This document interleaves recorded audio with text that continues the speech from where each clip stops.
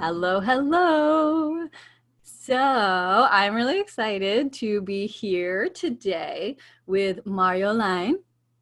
Yeah. Correct. Mario. Awesome. Yeah, you did it right. I like to say your full name because it's beautiful. And also, I really love Super Mario Brothers, so I'm also partial to calling you Mario. Yeah, that's wonderful. And we are here today to talk about how to grow tomatoes and also so much more, how that can actually lead to a flourishing food forest for you and your family and even your community. Yeah. Definitely. So I just want to give a little backstory to everyone that doesn't know yet about what I'm doing, which is totally obsessing over food sovereignty. And I've been at my parents' setting up a food forest basically in their backyard while I'm here during quarantine. We're recording this at the time of the coronavirus. And Marjolein has been instrumental in this process and one of a few amazing expert gardeners who has been helping to make this dream a reality. Yes. And so, Marjolein, can you tell us, how do you describe what it is that you do? Oh, that's such a good question.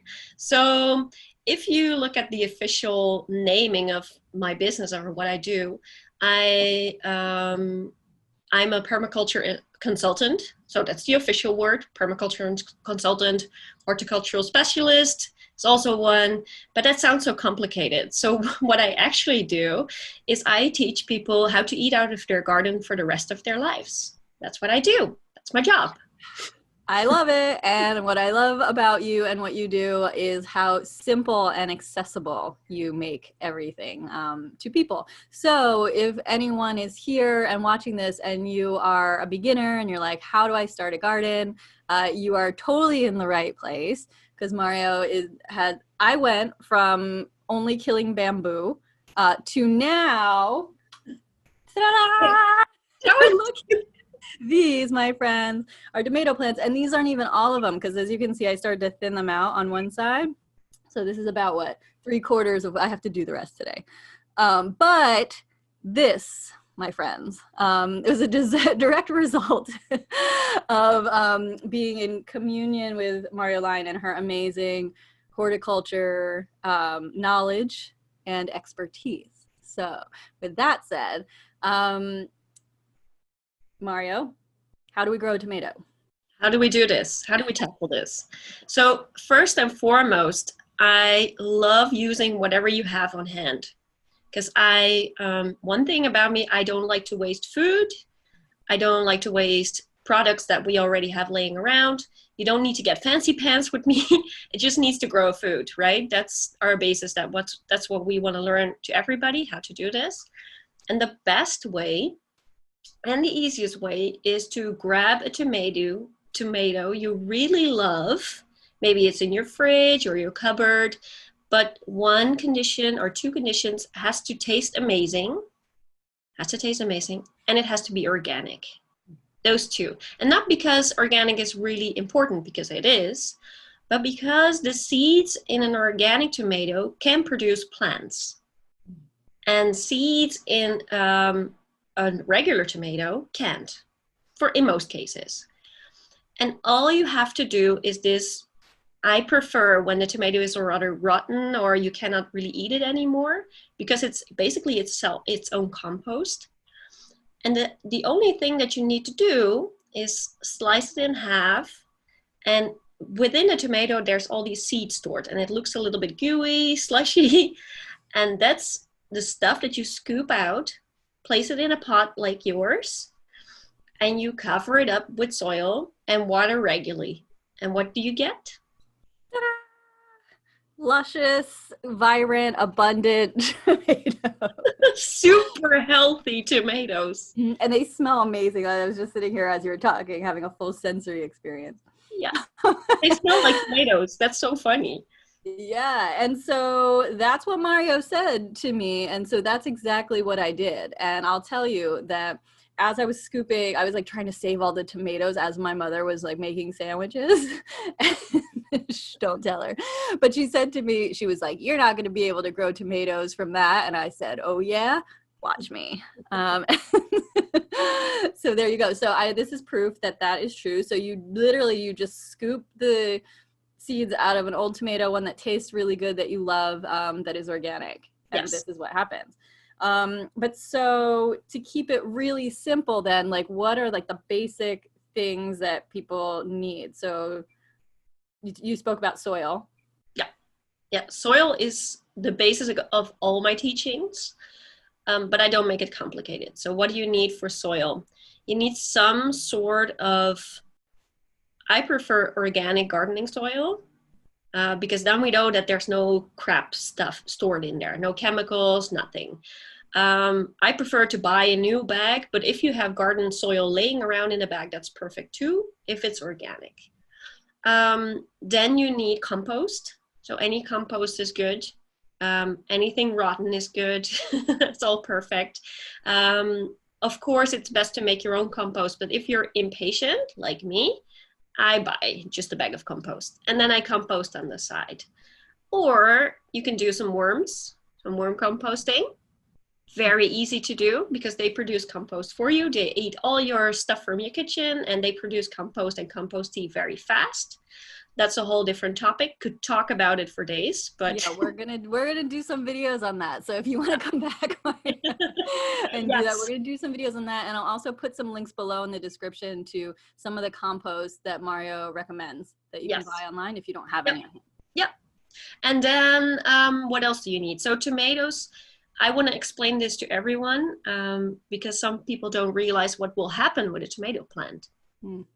So one seed produces, one tomato plant produces many fruits, many. So what you have in a tomato is maybe 100 plants. That's what you need to realize. Yeah, I didn't realize that. You have so many plants, but the cool thing is you can thin them out, and that's really easy, right? You're a little bit scared in the beginning to do so, but you need to do it at the right time. And what's the right time? When they're a little bit older, when they're fully grown. So these are 2 weeks old, maybe? I think maybe 3. 3 weeks old. Yeah, so that goes really fast. And they're a little bit stronger, a little bit healthier. And then you thin them out and give them each their own pot. And the cool thing is you can give them out as gifts. So you're basically giving people free food, which is amazing. That's like the core of my business. I love tomatoes. I'm sure there's some people, and you'll probably tell us in the comments below, but actually if you're watching this video, you want to know how to grow tomatoes. So yeah, give us a shout out if you love tomatoes. Yeah. And then, so basically when the plant starts to develop flowers, that's when you need to have some bees around, or you need your fingers to pollinate the plant. That's really easy. You just shake the plant a little bit around, shake it around, and then it will pollinate itself. Easy. And pollinate is nothing more than the pollen that's on the plant, disturbing it to all the parts that need it in order to grow a fruit. And when a fruit starts to form, you will see that happen eventually. A fruit starts to form, and then you need one thing that you need to buy from the store, probably. And it's called a fertilizer, and it's not any regular fertilizer. So you need to watch that the nitrogen, potassium, and I always forget this last one, phosphor. Yeah. So the NPK, good. NPK needs to be equal parts. So you can just remember that I'm telling you, all right, Marjolein said something about equal parts. So it needs to be, for example, there needs to be a 555 on the package. And you see some letters, and that's all you need to remember for now. But that feed, basically it's a tomato feed, will be good for all your plants. So anything that's fruit bearing, that's the fertilizer that you need for all your plants, but tomatoes especially. Interesting. So now this is something I don't yet know. So you have to have that, like there's no other substitution like worm compost or something like that that will equalize the soil? You could do that, But in order, so you need to know then what kind of parts are in warm compost. Probably it's enough, but we need to make sure in order for a plant to form leaves, to form flowers, and to form fruits, they need to have these equal parts of nitrogen, phosphor, and potassium. What really works really well is, for example, cutting up banana peels, putting it in your pot. Citrus fruits do really well to balance out your soil. And the soil itself, of course, if you build it right, it's also a great start for your tomatoes. But you need to give it a little bit of extra love. You need like a buffet of chocolates, and that's for your tomatoes. So they need a little bit extra. So we don't know for sure what kind of parts are in warm composting. So that's why I say just buy a box of tomato fertilizer with equal parts, and that's enough for all your plants. So don't buy into the trap of what stores are telling you. You need feed for your fruit trees, you need food for your chilies, you need feed for your peppers, you need feed for the rest of your vegetable garden. That's like, that doesn't exist, doesn't matter. Yeah. Only tomato feed is good. Don't listen to the corporate consumer entities. No. No, don't do it. Don't buy into it, because now we know we need 3 equal parts of something with letters, and that's enough. You need to know. So the simplest way for people that are just beginning is just to buy one of those small bags of equal parts fertilizer. Yeah. All right. And then, so at what stage do you do that fertilizer? Oh, that's such a good question. So you fertilize your tomatoes once you transplant them into either a pot. So there's one plant in one pot eventually, or there is a row of tomatoes, for example, in your garden in full soil. Both are fine, or it's in your gardening beds. So these 3 things. Then you feed it. You feed it a little bit, what says on the package. I'm too impatient to read the packages, but I tell everyone, read the package. Don't do as I tell you sometimes. And then you fertilize it when it starts to form a little bit of fruit. Okay. And then when it gives a little bit of color, that's the 3rd feeding you give it. That's all you need to know. Okay, so we've touched on something. We're going to like move from the technical just a little bit into the kind of a little more profound area of we're talking a lot about simplicity and patience. So what does growing tomatoes teach you about simplicity and patience? That's such an amazing question. So with all my clients, I notice a pattern. I get always the same kind of questions. What is wrong with my plant? How long does it take? Why doesn't it form flowers? What am I doing wrong? And mostly my answer is, you need to have a little bit of patience. Because nature teaches us that our pacing as humans is actually too fast. So we tend to live in a culture, I'm generalizing here, I don't know the audience, but I'm generalizing, bear with me. We tend to rush through our lives and want things that we want it now, we want it yesterday, instead of in a few weeks. And growing a tomato teaches us that not everything is available right now, right away. And it's actually better for humans, because we see a lot of people who have burnout, stress, depression, and maybe it's all because we're living a too fast lives. Maybe we cannot catch up with the pacing of what we want to do. So that's something beautiful in gardening, that it teaches you to slow down. And a really great example is a tree.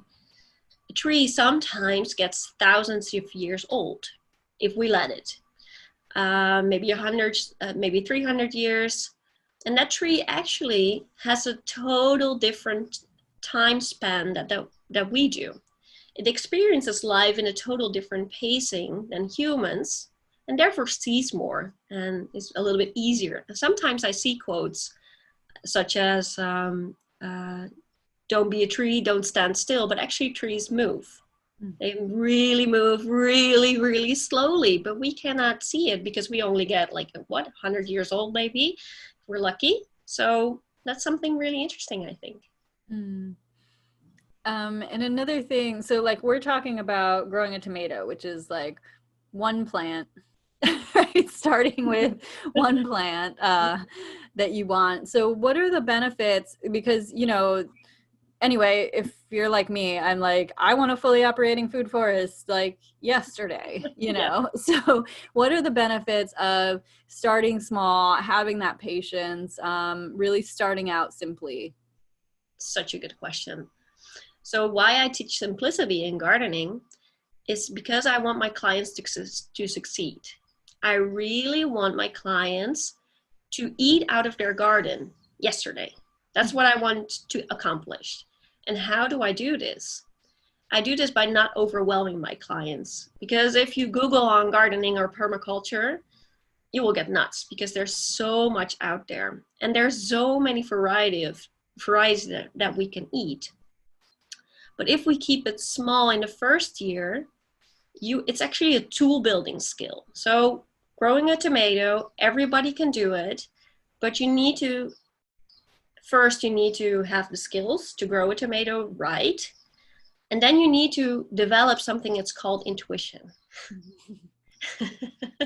You need to really develop this gift because it will get you in tune with nature and it will make gardening a lot easier. But if you tackle a full, maybe 5 acres right away, you'll be so overwhelmed when harvest time comes around. So the peak season is usually August, September. Everything starts to form fruits. Everything needs to be harvested right all in once. You have maybe 1,000 zucchinis because you tackle the whole like 5 acres. And then you need to feed everything. There's pest control. And because it's so overwhelming, you really lose, first of all, your fun for gardening. And then you lose your intuition because you get so frustrated by the process. So that's why I really teach, for the first year of gardeners, I teach it very small and it's very simple. And then when I feel that one of my clients can tackle a little bit more, we do that together. And that's a lot easier than look up in a book and get really frustrated with the process. So good question.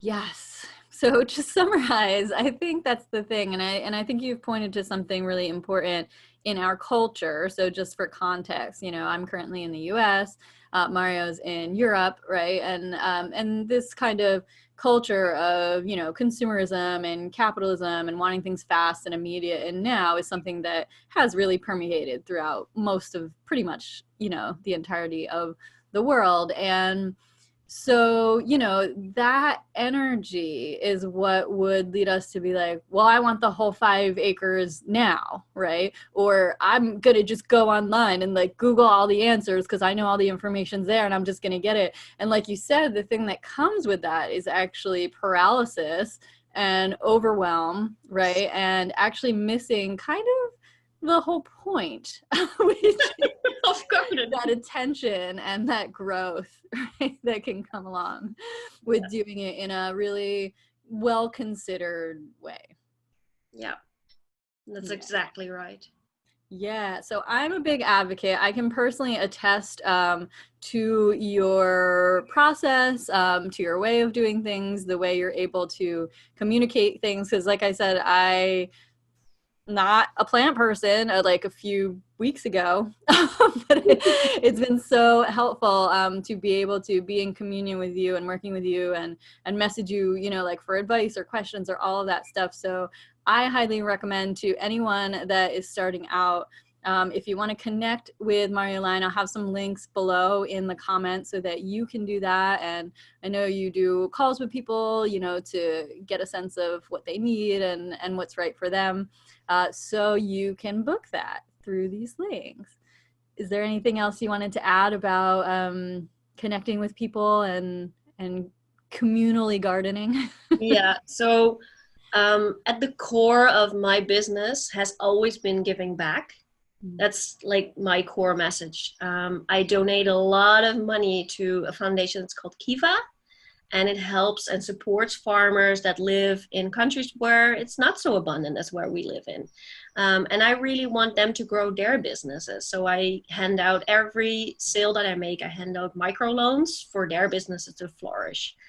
And I think it's very important. So for me, it's always been about food scarcity, and I really want to tackle that problem worldwide. That's my core mission. I really Why want. we're friends. Yeah, exactly. So I want to teach everyone how to do this. And therefore, I only work one-on-one with clients, because then I know I can donate a lot of money.